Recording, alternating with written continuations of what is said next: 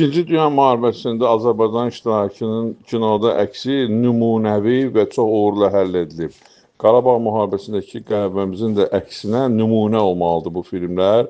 O filmlər həm baxış bucağına görə, həm konsepsiyasına görə birinci və ikinci Qarabağ müharibəsinin işıqlandırması üçün çox əla açardır. Və o filmlərin konsepsiyasını ifadə etsək, göstərir ki, müharibənin, qələbənin insan şücaəti vasitəsilə ifadə eləmək, tarixi hadisələri fərdi insan bioqrafiyası vasitəsilə ifadə eləmək istəyir. Bizim Cəbiş müəllim, istəyir Şərikli Çörək, istəyir Mən ki gözəl deyildim. Bunlar hamısı fərdi Azərbaycanlıların dramasında xalqın tarixi qələbəsini göstərir və elə də biz ikinci Qarabağ müharibəsində də məhz bu yolla getməliyik. Bu yolda biraz gecikirik, amma ümid edirik ki, belə addımlar atılacaq və ikinci Qarabağ müharibəsinin qələbəmizin də uğurlu kino həlləri olacaq.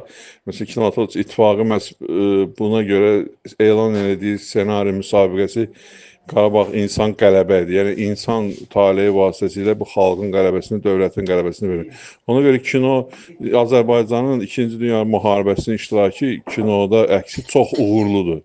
Bu cəhətdən kinematografçılarımız çox uğurla bu məsələni həll edib. Təbii bu mövzu davam edə bilər, amma o, yəni bizim Qarabağ müharibəsinin qələbəmizin işıqlandırmasına bir nümunə, bir açar, bir uğurlu konsepsiya olmalıdır.